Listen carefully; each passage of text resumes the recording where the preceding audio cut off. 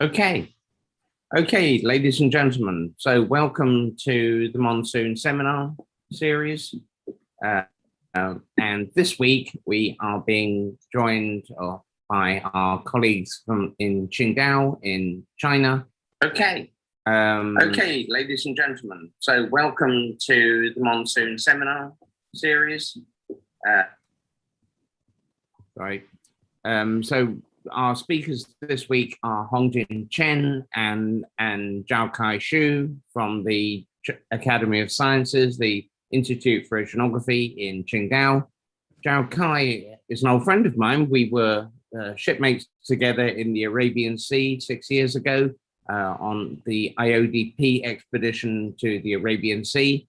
Zhaokai got his bachelor's degree at the China University of Geosciences in Wuhan, and he did his PhD in Qingdao on marine geology. He was a postdoc and a visiting scientist there. He's worked on several IODP expeditions as an expert on the Asian and Australian monsoons. Hongjin got her bachelor's degree at the China University of Geosciences in Beijing before she moved to Qingdao herself for a master's degree, and she's now a PhD student at the Institute of Oceanography, and she works with Zhaokai on matters related to the Asian monsoon. So without further ado, I will turn over the show to, oh, hang about, I have to make you guys co-hosts, don't I?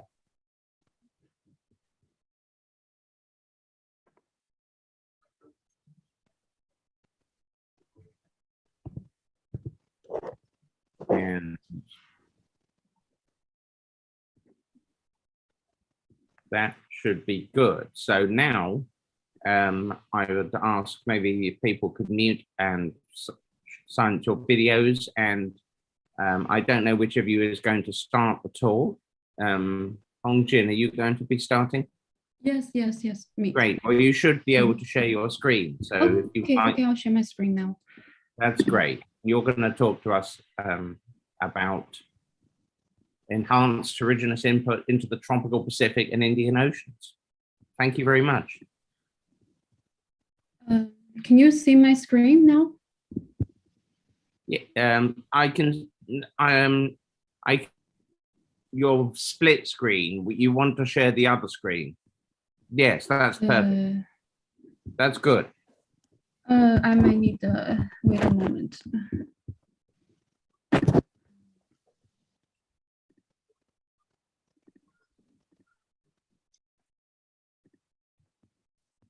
Yeah, you did have it. Okay then.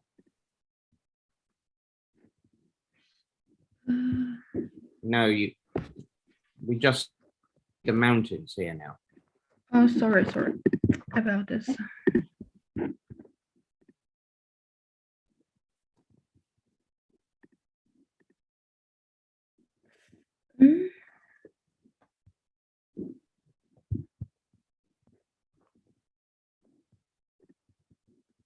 Which screen can you see? I cannot. I just see some mountains, like a blank screen.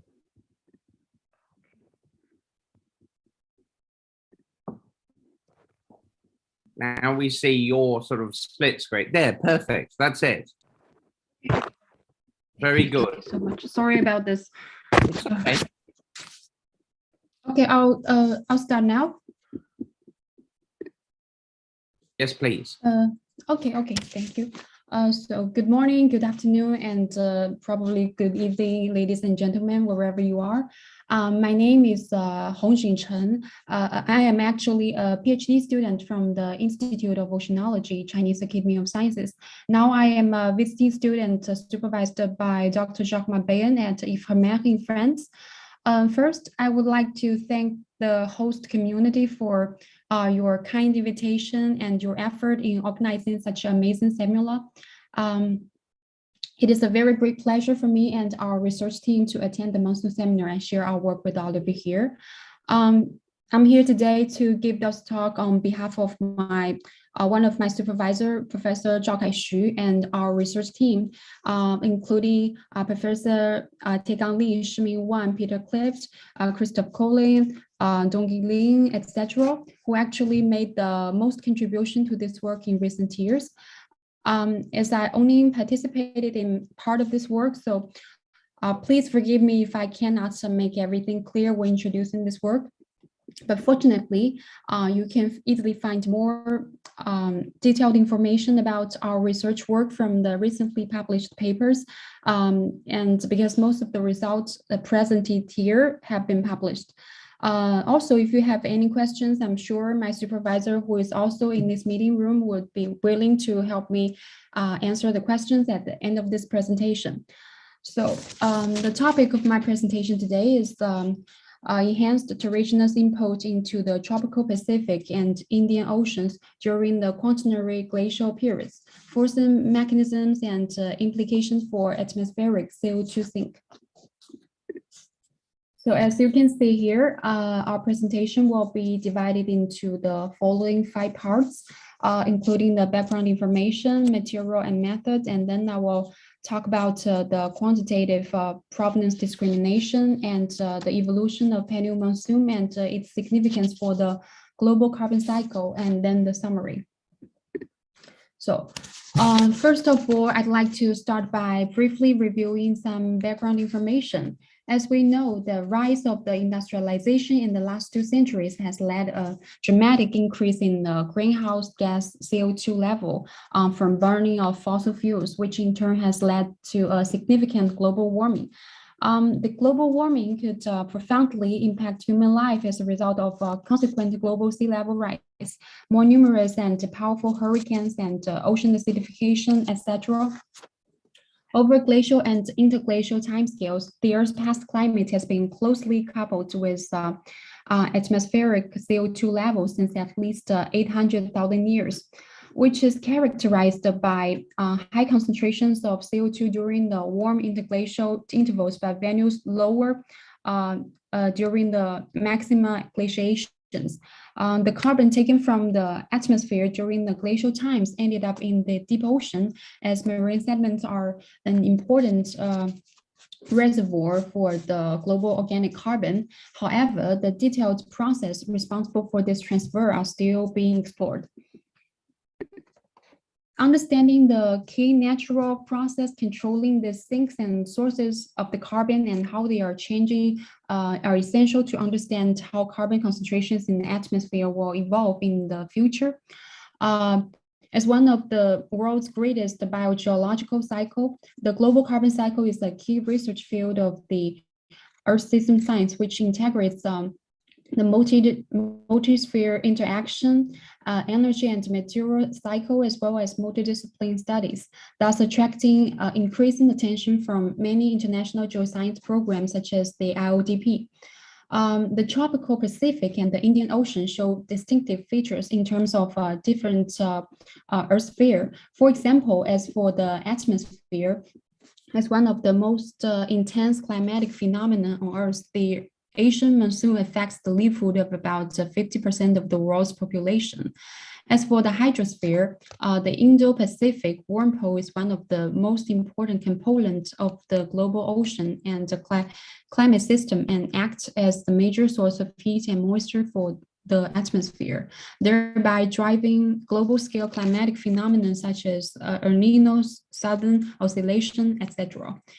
As for the lithosphere, it has been estimated that the terrigenous input from Asian rivers accounts for nearly 70% of the global fluvial sediment flux to the ocean, which makes the world's largest source-to-sink system around the continental margin.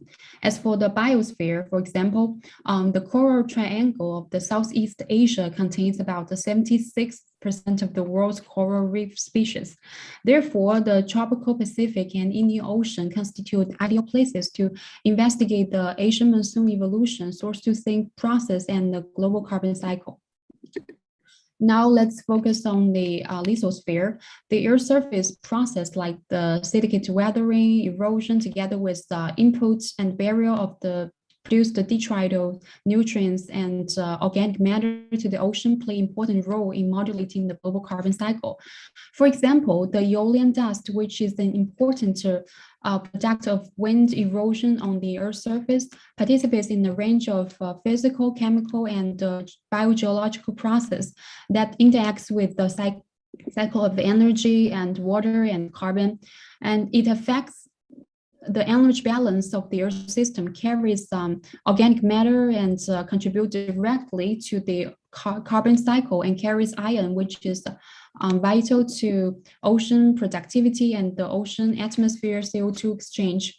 Besides, the silicate erosion and silicate weathering and erosion, which are generally associated with monsoon precipitation, air temperature, can affect the long-term ocean atmosphere budget of the carbon dioxide, both through the consumption of the carbonic acid during silicate weathering and through changes in the weathering and burial rates of the organic carbon. A representative example showing the potential influence of the eolian dust to the global carbon cycle is the iron hypothesis proposed by Jean-Martin. For example, the equatorial Pacific is one of the three principal high nitrate, low chlorophyll regions of the world ocean. Input of the eolian dust provides important iron supplements to the iron-limited open ocean, thus stimulates primary productivity and more organic carbon burial.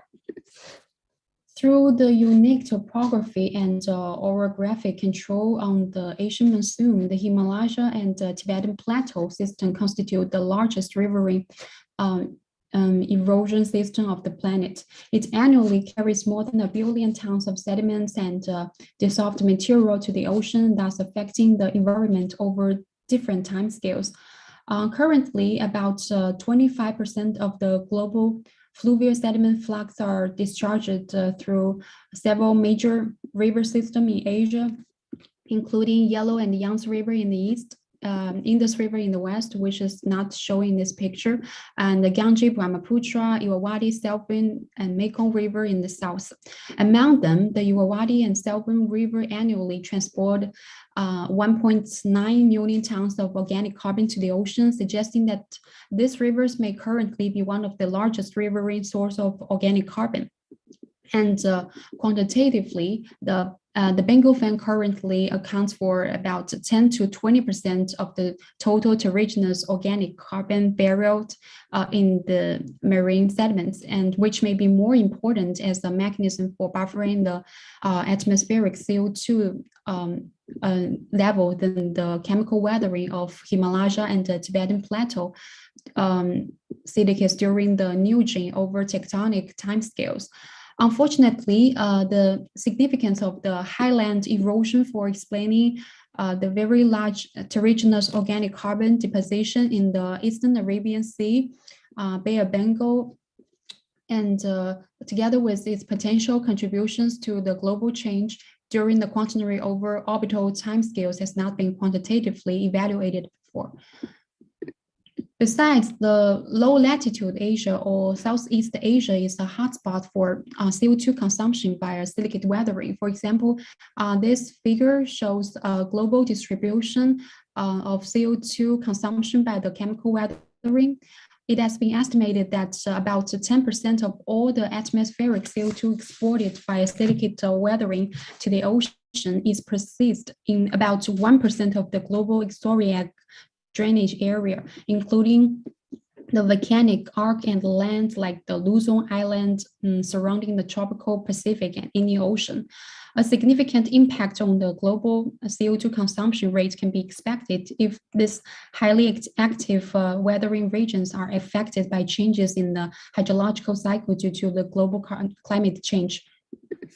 Furthermore, previous studies have suggested that the continental shelf exposed during the LGM accounts for about 7% of the total continents of the Earth, and around 48% of the new land created by the continental shelf exposure during the LGM was situated at the low latitude, which provides much wider area for silicate weathering and erosion.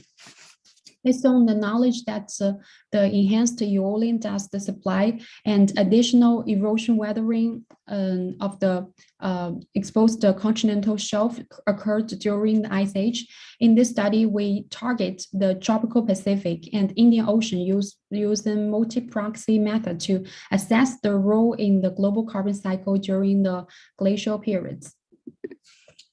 Under this background, several sediment core and modern sediment tramp sample from both the West Pacific and East Indian Ocean were integrated in this study, aiming to investigate the temporary and the spatial variation in terrigenous inputs of both silicate matter and associated organic matter, hydrological dynamics, panel productivity, and panel redox condition, and the links among these indicators, as well as the implications for the global carbon cycle. Here we divide the material that we used in this study into three types. The first type includes the image core MD 3047 and the modern sediment tramp sample on the Benhammer Rise in the Western Philippine Sea. Considering the relatively long distance between the Luzon Island and the study area, together with the relatively high topography of the Benhammer Rise, these sediments can be used to investigate the Asian dust inputs from the mainland of Asia and its implications for the East Asian winter monsoon intensity and also for the global carbon cycle, especially during the glacial periods.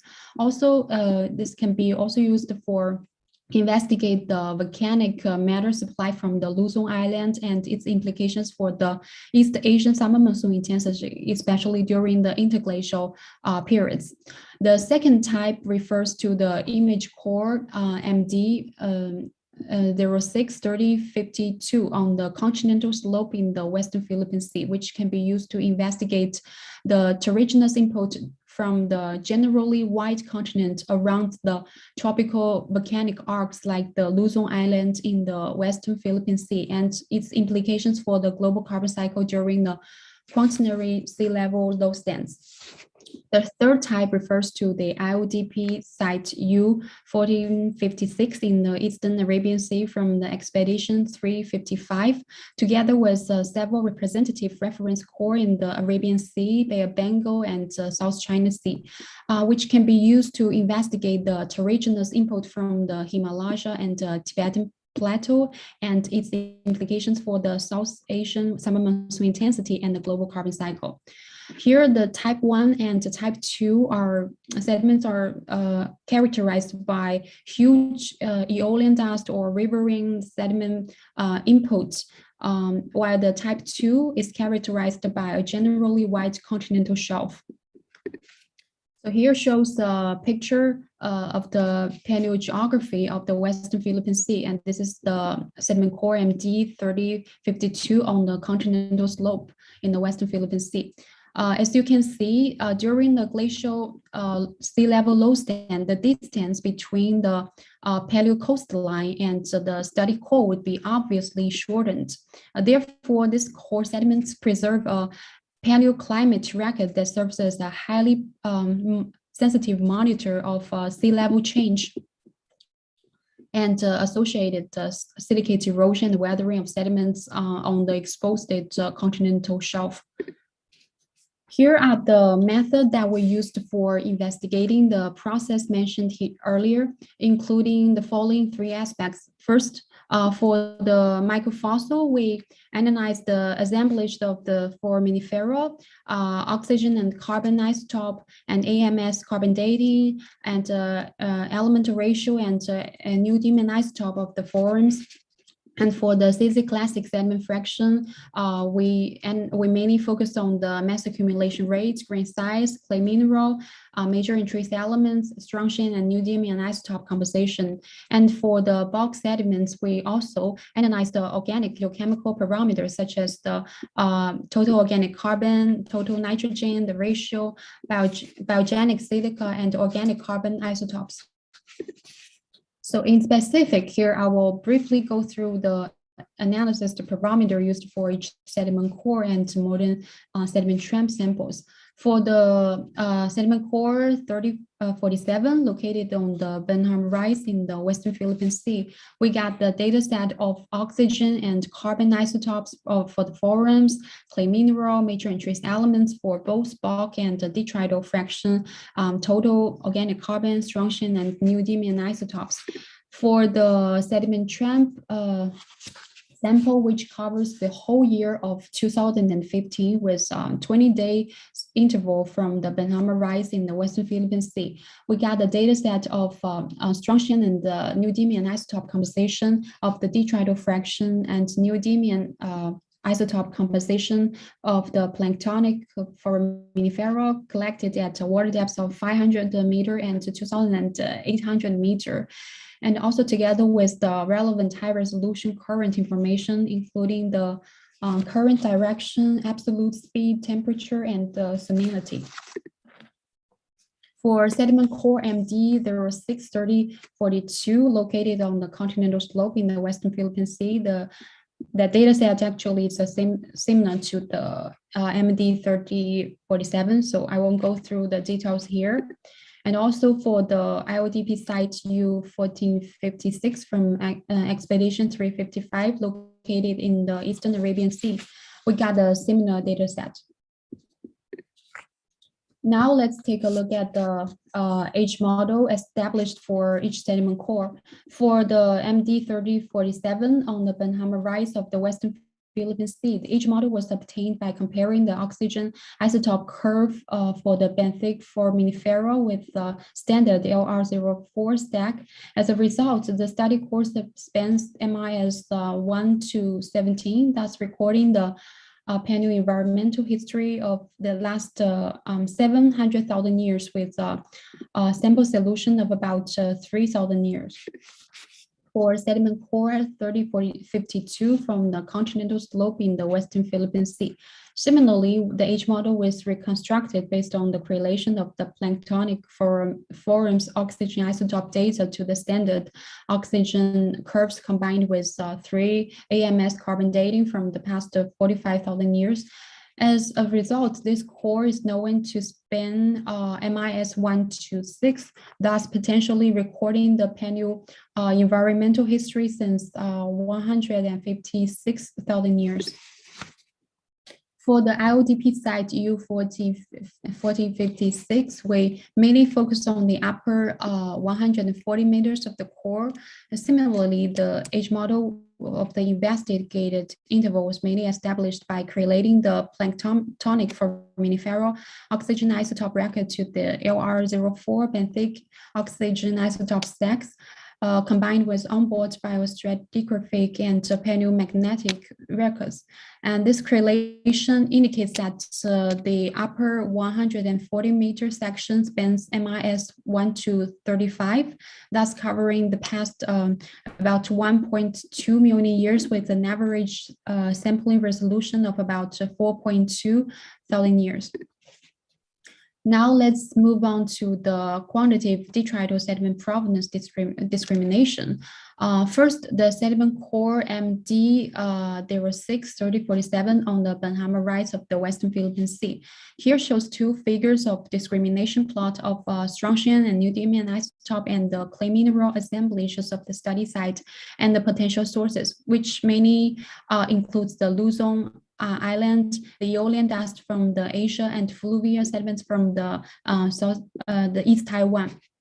Down here, this figure shows the temporary variation of eolian dust input to the study site calculated by the discrimination function based on the rare earth element.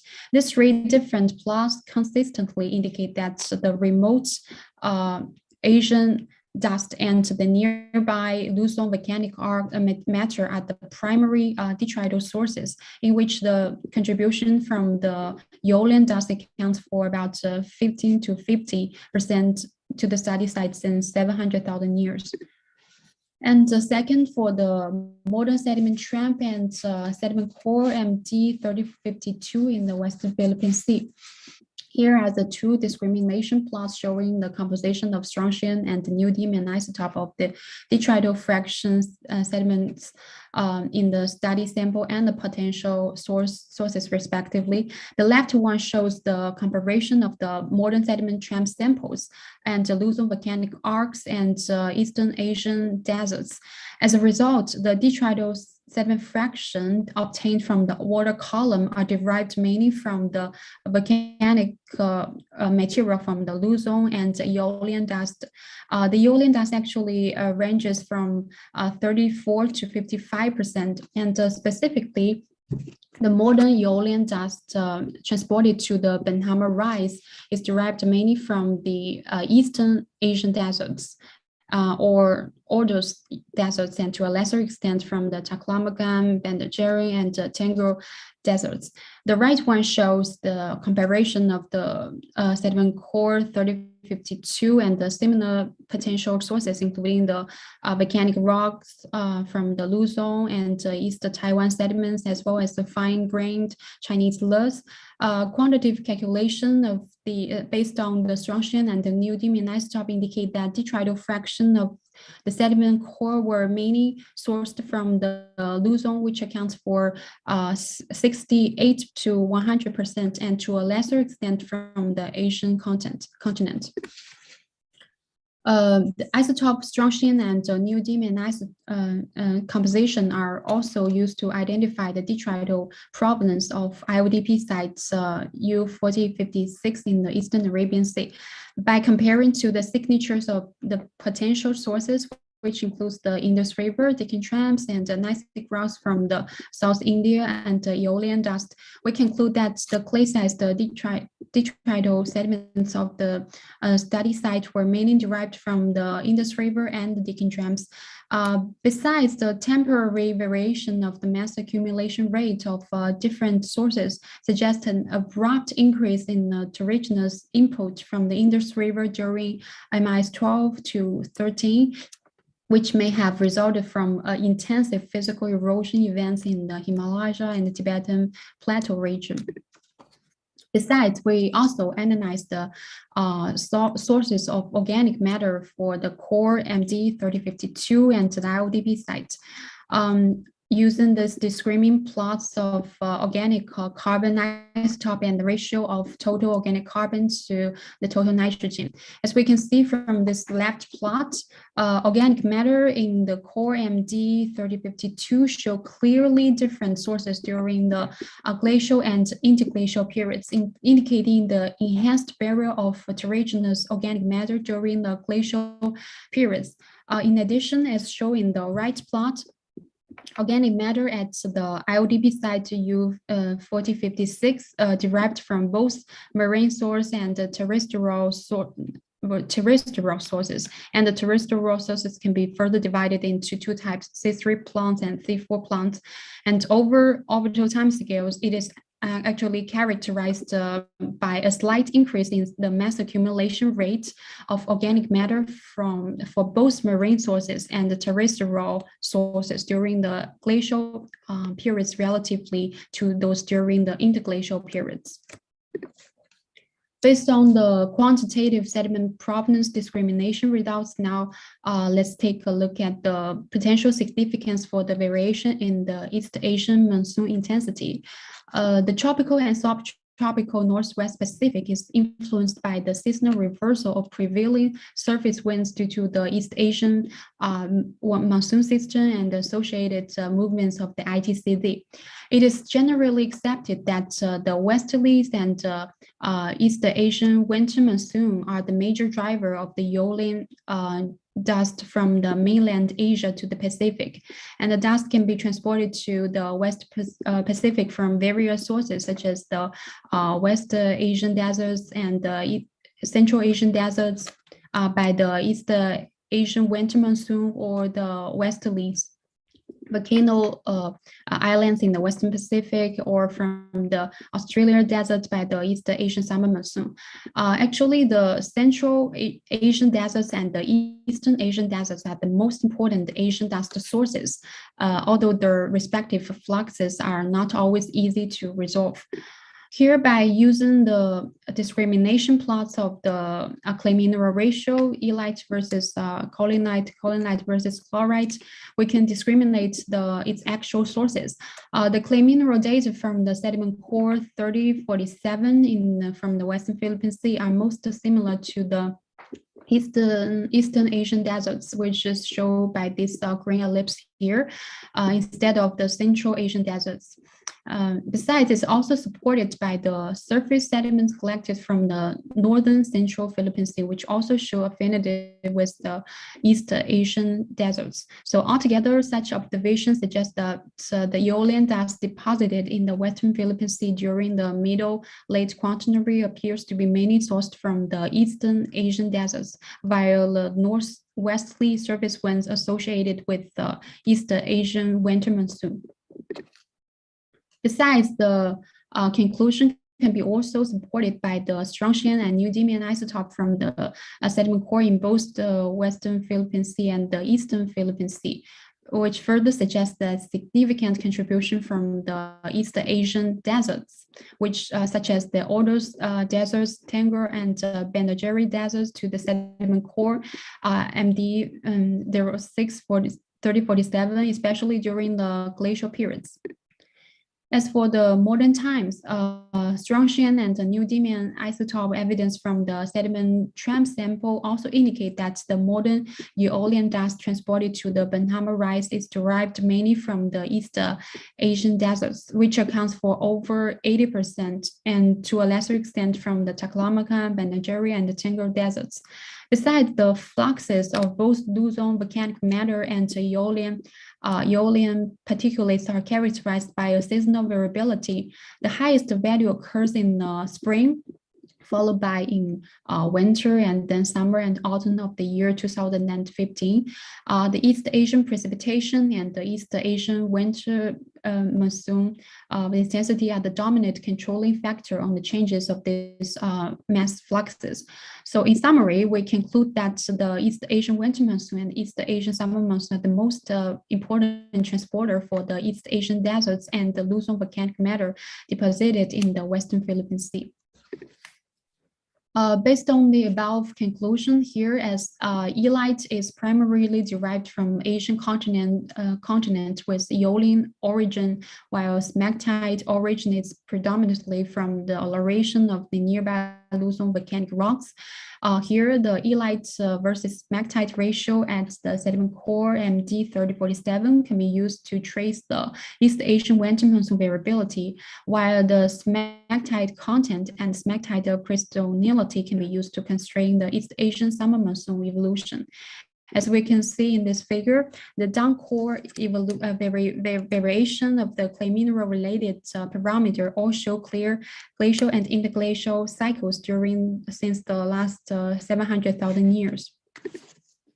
Besides, the quantitative estimation of the eolian dust content of this sediment core, as shown in this left blue box here, which was calculated based on the two end-member mixing model, can be also used to reconstruct the evolution of the East Asian winter monsoon. Over orbital timescale, evolution dust content display the similar temporary variation with the 4 helium-based Asian eolian import record at the IODP site in the Western Equatorial Pacific, as well as the medium green sites from the Chinese Loess Plateau, which show clear glacial interglacial cycles with strong East Asian winter monsoon during the glacial periods. Furthermore, spectral analyses were performed in 4 typical parameters related to the intensity of the East Asian monsoon. As you can see, the power density spectrum for all parameters show an obvious 100,000 year cycle above the confidence level of 80 and 95%, which is attributed to the orbital eccentricity.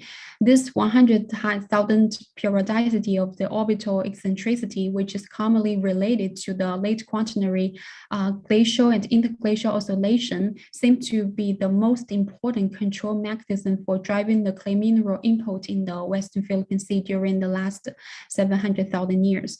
Besides, it should be noted that the downcore variation of the smectite crystallinity values show strong periodicity of the 30,000 years cycle and the 23,000 year cycle. This 23,000 year precession cycle is a major component in the low latitude summer insolation variability, which is commonly identified in the Eastern Asian summer monsoon proxy. As for the strong 30,000 year cycle, it is commonly attributed to the heterodyne frequency of the primary orbital period and has been interpreted to reflect the nonlinear driving process, which appears in the tropical Indian and Pacific Ocean.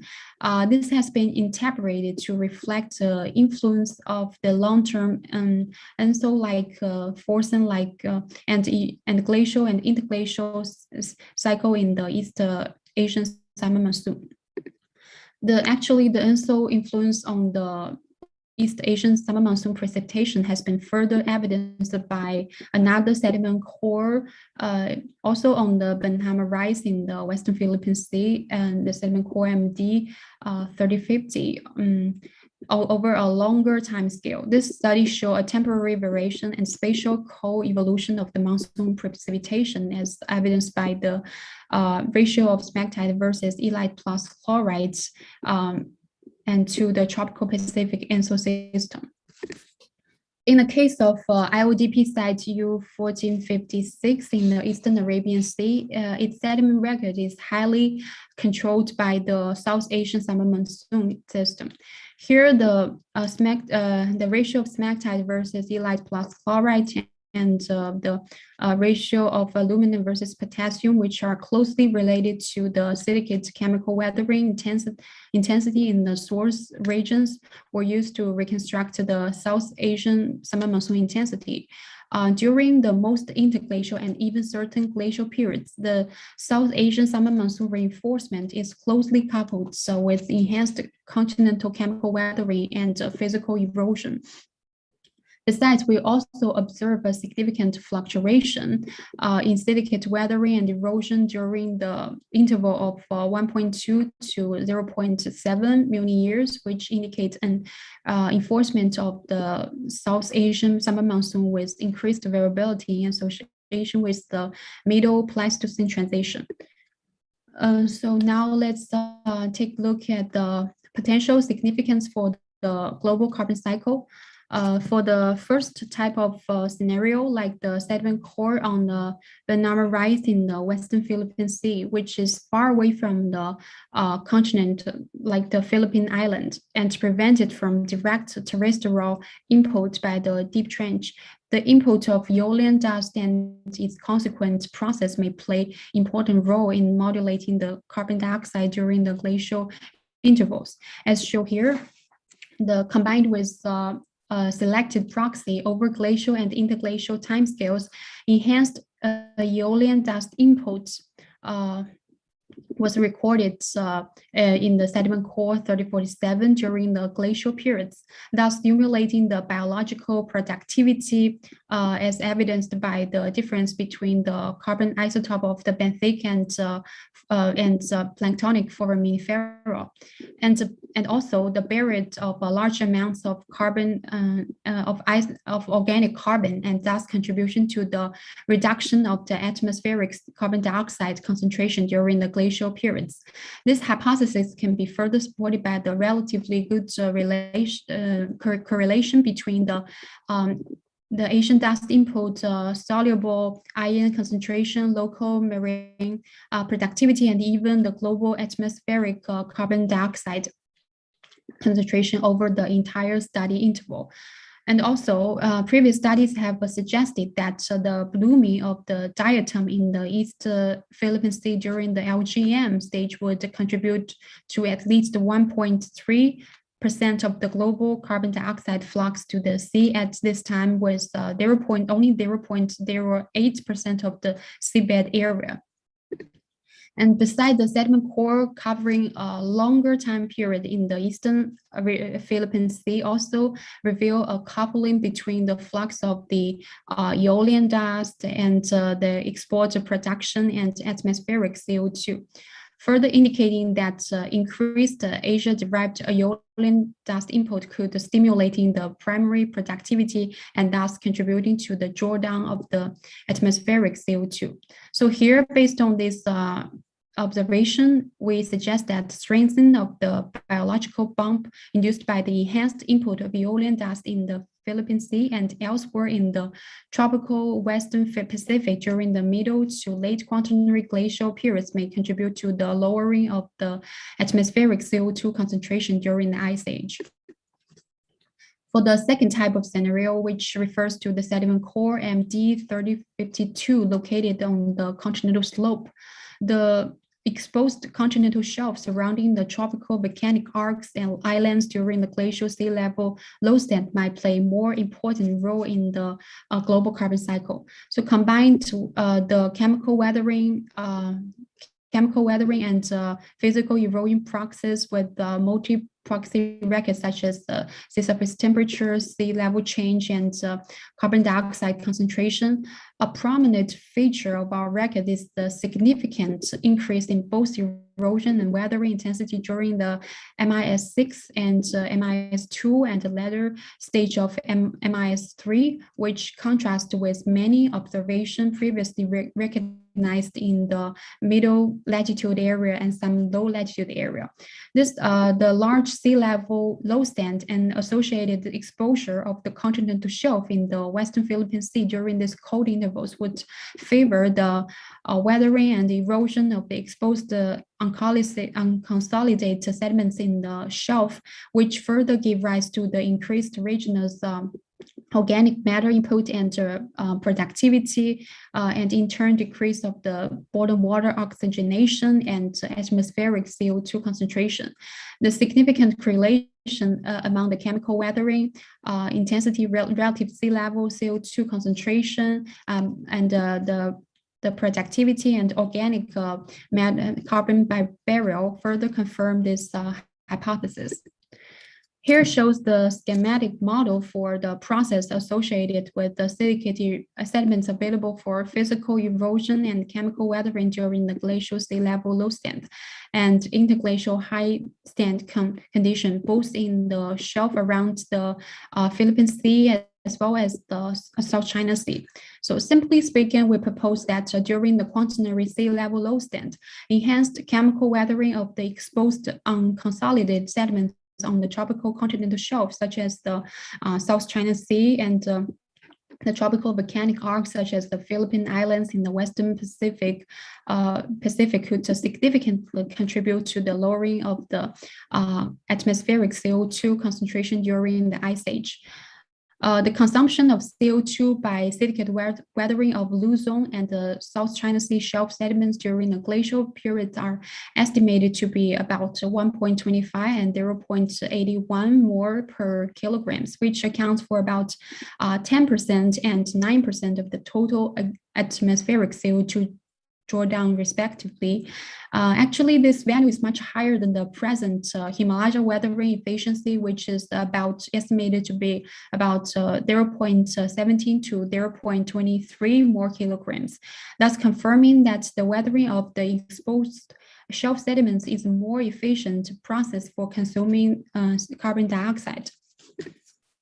As for the third scenario, which refers to the sediment core from the Arabian Sea, together with representative core from the Bay of Bengal, enhanced barrier of organic matter dominantly sourced from the highland silicate erosion also play an important role in the global carbon cycle. So by comparing to the high resolution comprehensive sediment records of many high-quality sediment core profile in the Eastern Indian Ocean as well as the South China Sea, we found that during the Quaternary glacial periods, physical erosion in high altitude areas of the Himalaya and the Tibetan Plateau, which brought a large amount of terrigenous detritus, nutrients, and organic matter to the study area. Thus, in turn, stimulate the biological productivity, the development of the anoxic condition on the seafloor, and the increase of the barrier flux of organic carbon. both derived from the sea surface productivity or from the terrigenous input on the seafloor. This hypothesis can be further confirmed by the significant correlation between the burial of organic carbon and eolian dust concentration in the Western Arabian Sea and the terrigenous input from the Himalaya and Tibetan Plateau and terrestrial detrital from the continental shelf in the South China Sea. This process associated with the physical erosion in the Himalaya and Tibetan Plateau and transport to the produce the detrital and organic matter would explain about 7% of the atmospheric CO2 concentration drawdown during the Quaternary Ice Age.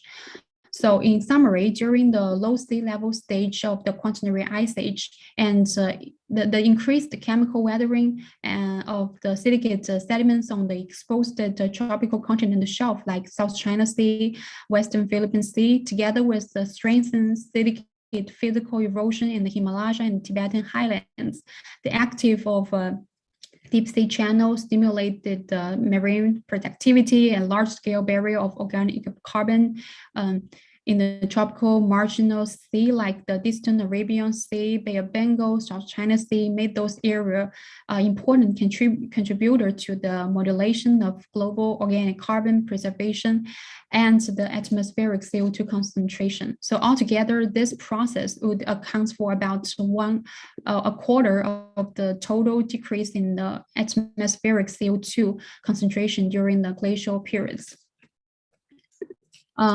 So in summary, several major conclusions have been drawn here. For the type 1 and type 2 sediment champs or the modern sediment champs or the sediment core, the detritals in the Western Philippine Sea was mainly sourced from the nearby and remote Asian deserts. Their contributions are predominantly controlled by the East Asian monsoon and the sea level change over orbital timescales. For the type 3 sediment core, the clay-sized silicate sediments from the IODP site in the Eastern Arabian Sea are predominantly derived from the Indus River and the Deccan Trams. Over orbital timescale, the enhancement of the South Asian summer monsoon may play a very important role in the chemical weathering of silicates in the source region.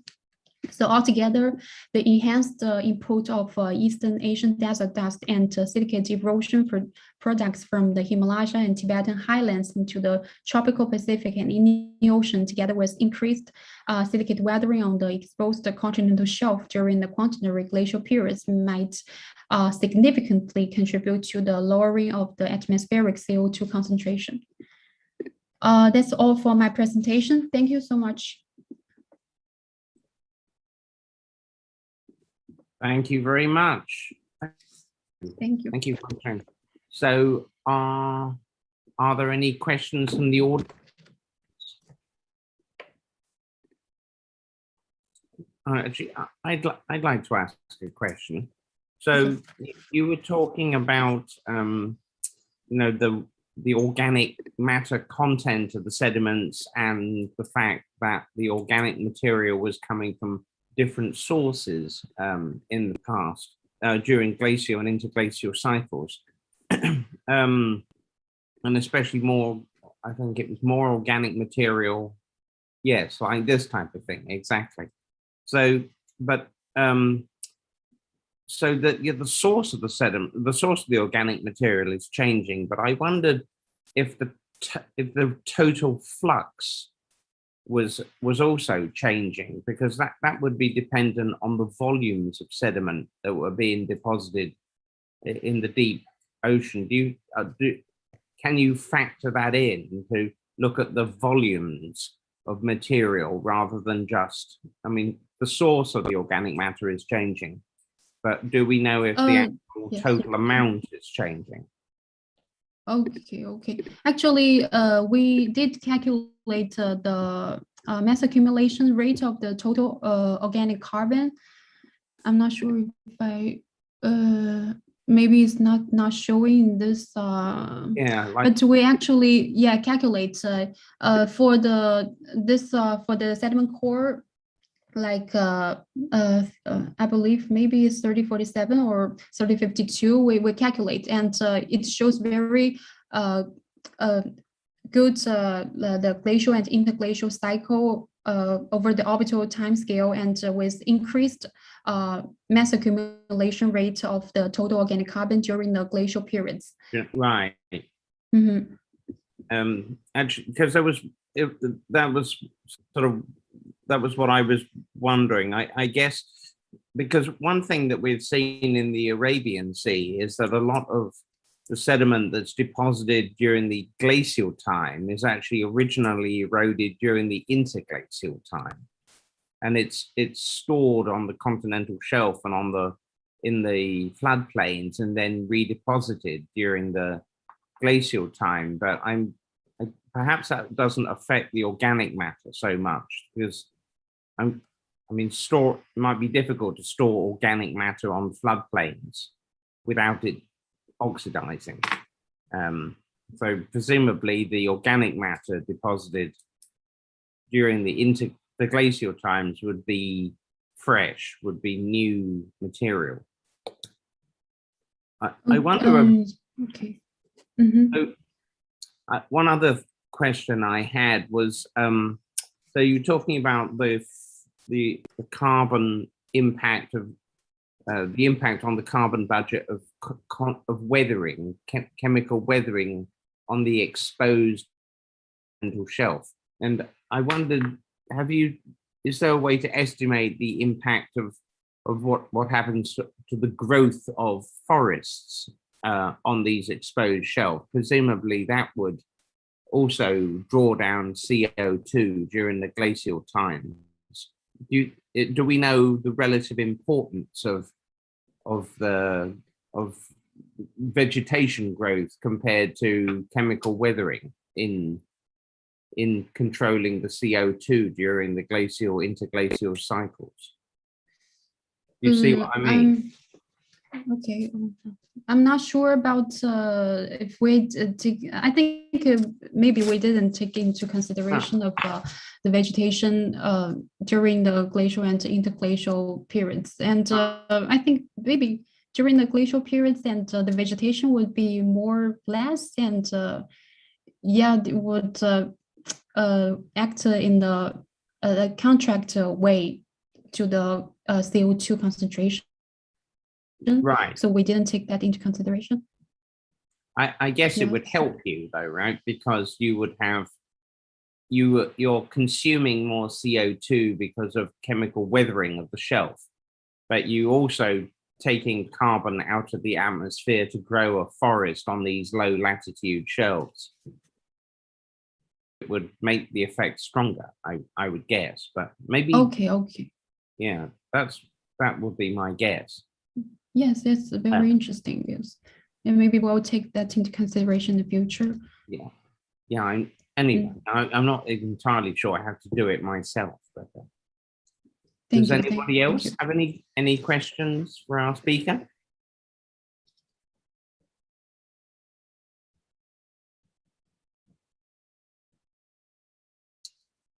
Well, if nobody else has any questions, then perhaps I will thank Hongjin and Zhaokai for his help as well, of course, as a co-author. And I would thank you all for coming to the talk, and I look forward perhaps to see some of you next week. The speaker next week is Samantha Bova, and it'll be on the A schedule, so that will be at a different time and a different link, and we'll try and make sure that the website is working properly next week. You can always check your email. If you don't get an email from me with the week's link, then send me an email and I will add you to the weekly email, so you'll get a fresh link every week. Well, thank you very much, and I hope you all have a good evening or good rest of your day, and I look forward to see you all for too long. Thank you very much, Hongjin. Thank you. Thanks, Peter. Thank you. Thank you, Peter. Bye.